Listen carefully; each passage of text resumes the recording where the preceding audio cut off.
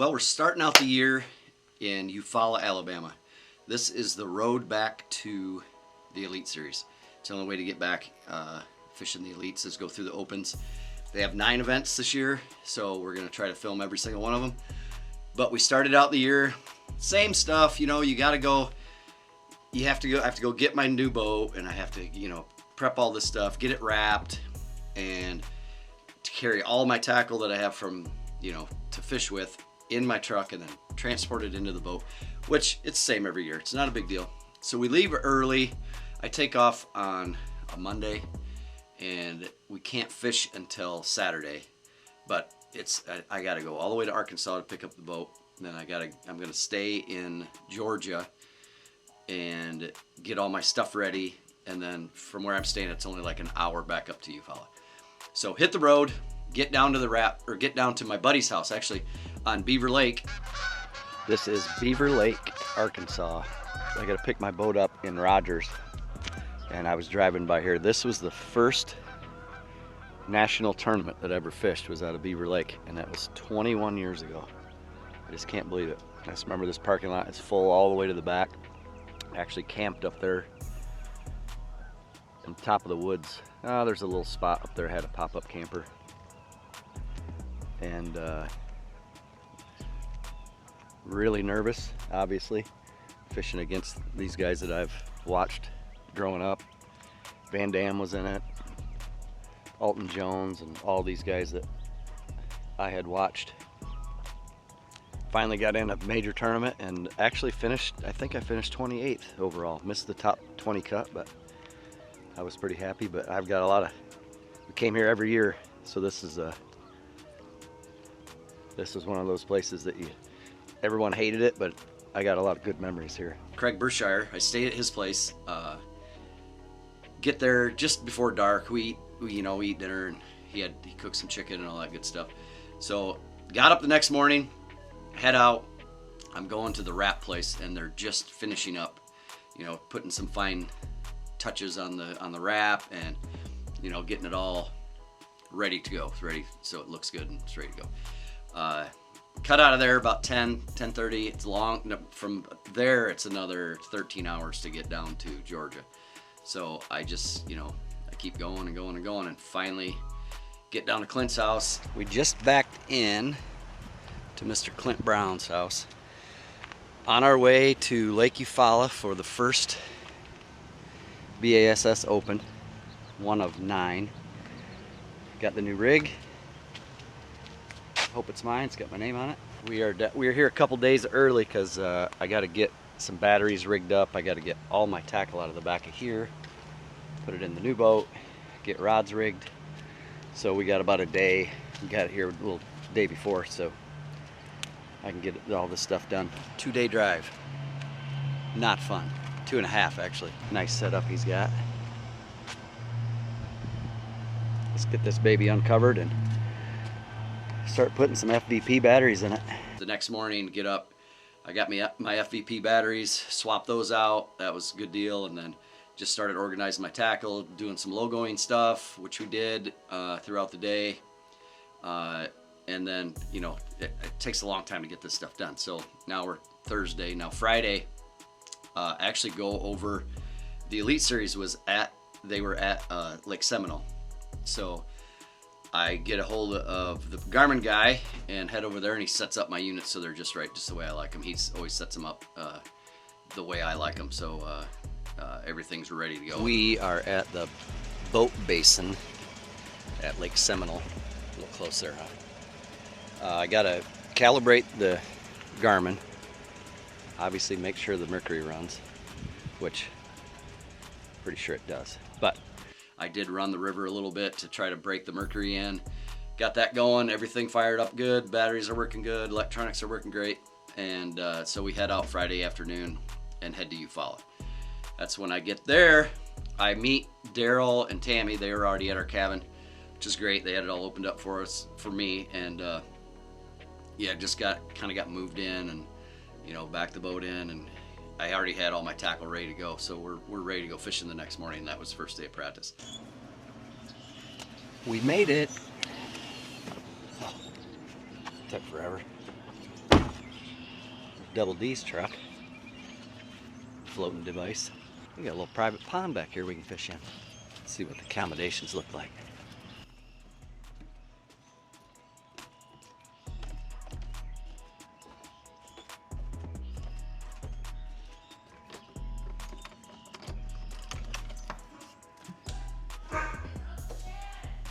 Who is it?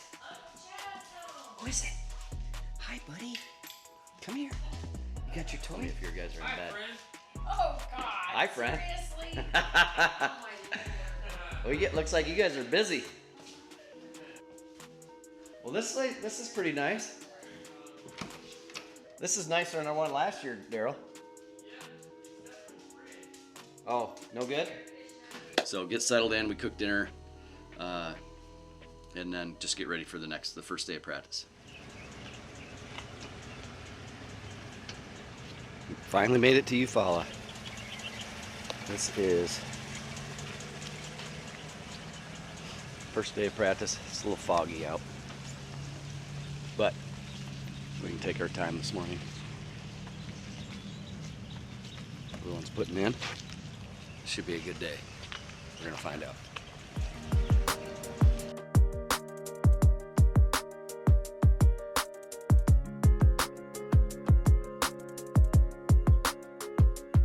You know, we fish around. I'm looking in areas where I know they're coming up to spawn. It's beautiful. You know, every day is beautiful. It's 85 and sunny every day. The water temp is between 64 and 70, depending on what pocket you go in. They should be everywhere on the bank, and they're not.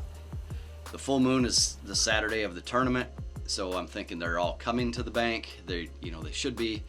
So I spend the few days of practice, looking, and I did find quite a few. I found some good ones. Well, here we are, last day of practice, Lake Eufaula, stop number 1 on the Bassmaster Open Series Elite Qualifiers. We had a pretty good practice. I was trying to figure it out along the way, and I tried a whole bunch of different stuff, and man, there's just pollen. My whole truck's turned from black to green, and there's a full moon on Saturday, so I know what to do when that happens. So I went to the bank, and there's a lot of guys doing it, but there's still a lot of guys out deep. But I figured out this deal on these trees. They're spawning on the cypress trees, so it's pretty fun. I've got a bunch marked. I've got some marked back in pockets that I know other guys will find. So hopefully the ones that I get on the trees are ones that guys won't find. They're not easy to see. So, but tomorrow the tournament starts Thursday. It's supposed to blow pretty good tomorrow, but then Friday they're talking 20 to 25 mile an hour with gusts to 40. So I already think they're going to cancel it, but I'm not. Obviously, I don't know that yet. So we're going to find out if they do cancel it. Everyone fishes 2 days, so it'll be Thursday and a Saturday event with the full field. So let's cross that bridge when we get there. We're planning on fishing all 3 days, but I wouldn't be surprised if it's canceled. So let's get after it today. We got to be off the water at noon, so we're going to go check a few little spots that I haven't seen yet, check a few spots that I have to see if they're locked up. So we'll get after it here at Eufaula.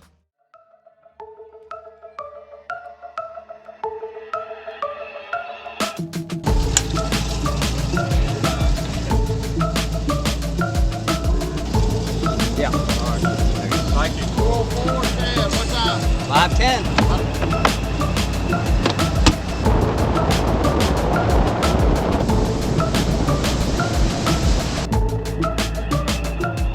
Start the day, I take off and I run all the way to the dam, and I start fishing some cypress trees that I had some bites on. Actually, my first fish of the tournament was a spot. I didn't get that because I hadn't caught a spot all week. But of course, I didn't have a hook on a lot of the week. But anyway, milled around.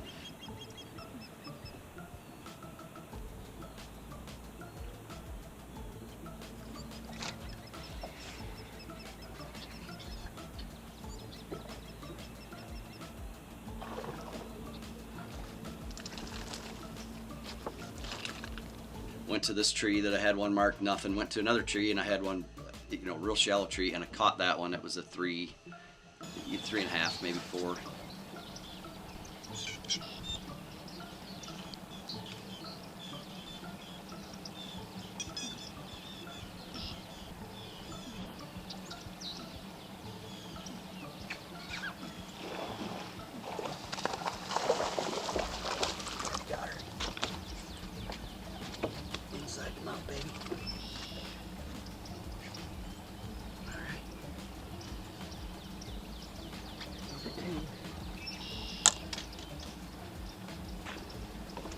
2 trees marked where there was one on each one, and I caught the one on the left. It was a 3.5. 3.7, baby.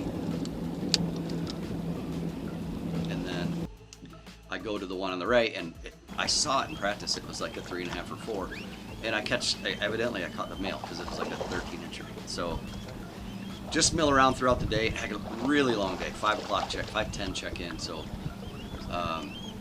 just end up scrapping around and caught 14 pounds.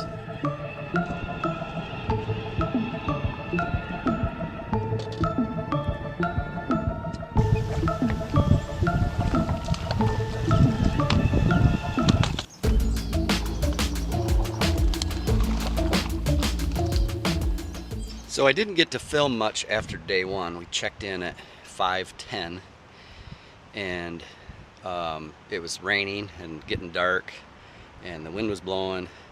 So I had to put it on the trailer. Actually, when I got up here, it was dark, still pouring down rain, and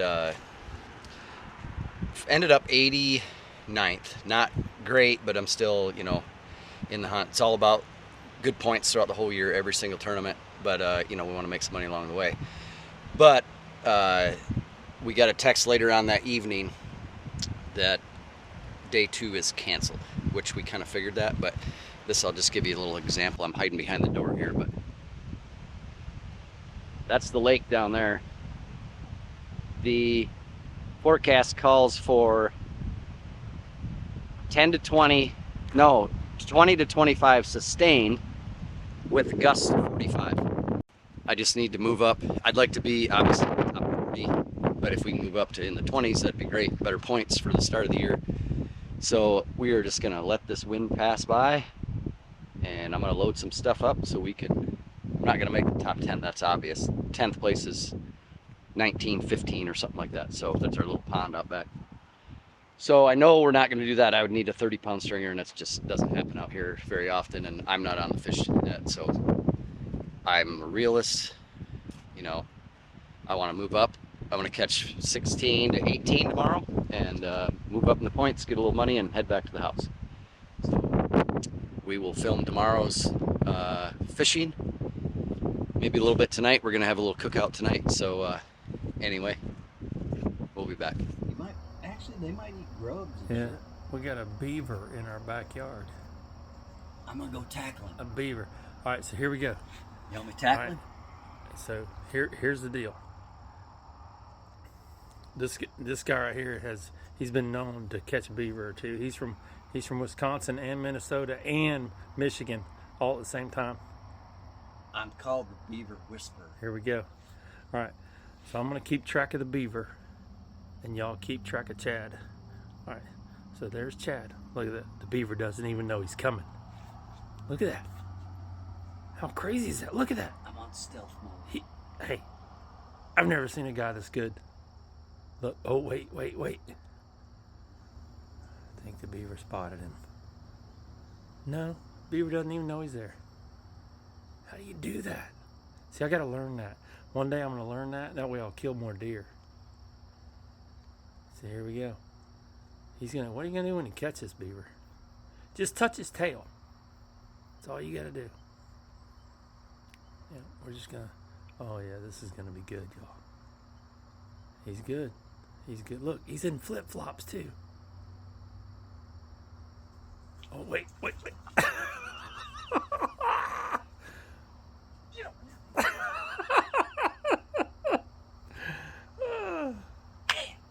that close? He was close. I was so close. Yeah. See, he's touched him before.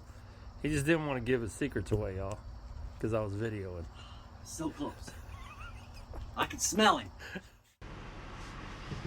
Well, we made it to Saturday. It's always the goal. The only reason we made it to Saturday because they canceled Friday. So we have a lot better weather today. As you can see, everyone's putting in. It's the boatyard, but no wind today.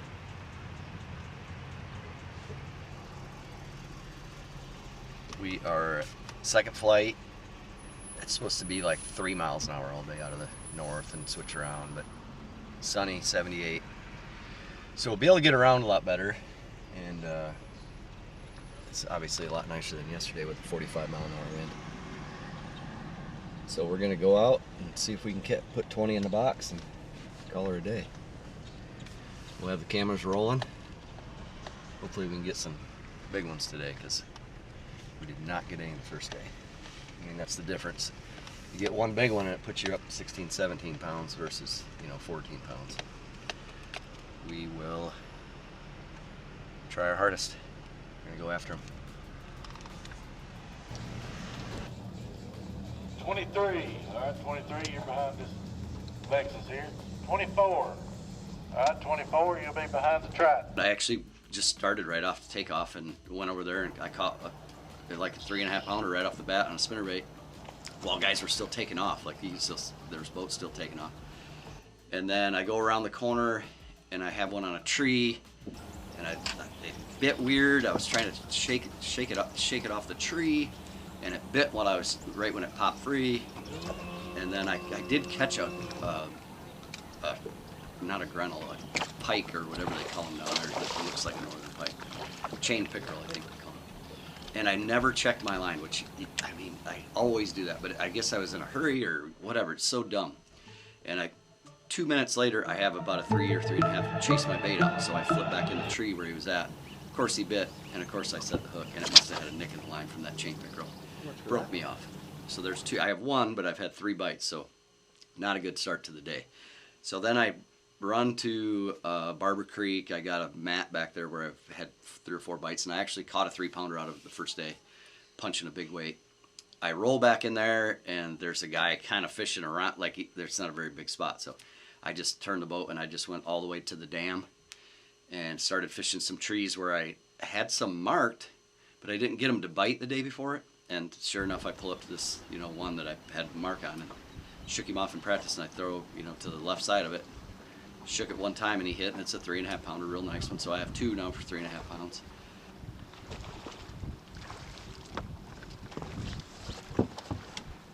There we go.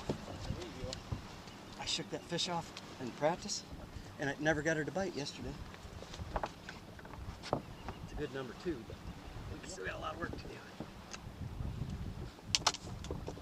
Then I, just milled around and just I fished a lot of new stuff, and I ended up throwing to another cypress tree, and my bait swimming off. I set the hook and no bait, and it's like, well, I just pulled down and settled down and re-rigged, threw up there. I think it took 3 or 4 flips, and sure enough, it was spawning on that tree, and I caught it. It's another 3.5 pounder. So I mean, I've got 3. It's like noon. Of course, it's a half-hour drive back, and I got to be back at 2:30. So kind of trying to make things happen, and I find a 3.5 on a bed, and it's super shallow and it's super spooky, and I couldn't get it to stay still, and so I spent half an hour on that one, which would have helped me tremendously, but never happened. So then I just I went back to Barber Creek. No one was on that mat, and I had a bite in it, and just missed it or whatever, and that's how I ended the day. I ran back up to the takeoff and fished for 5 minutes and had to check in. So I had 11 pounds, not good. It could have been so much better, but that's where I ended up with 11, and so I had 14. So, I mean, 25 pounds, not great for Eufaula, but that's where I ended up, and I finished, I think, 90th out of 225. We just got to keep our head going forward. Like, we got to keep our head above water. We can't have a bomb, which that wasn't a bomb, but that's as bad as it can get, is 90th. Now the next couple ones have to be top 20s. Just keep those points up, and our goal is to finish 9th at the end of the year. So we've got 8 more events. A lot can happen in 8 events. So I'm not horribly disappointed, but it wasn't great. It wasn't what I wanted, but we got out of there with halfway decent points. So anyway, we are on to the next. I'm heading to the Classic next. So, and then our next event is Toledo Bend in Texas, and that should be a good one. I'm sure they're spawning right now, so we've still got another 3 weeks before we get down there in April. So first week of April, I believe. Anyway, stay tuned. We will be filming the next one. Hopefully something more exciting happens than what happened on this one. So we'll catch you on the next episode.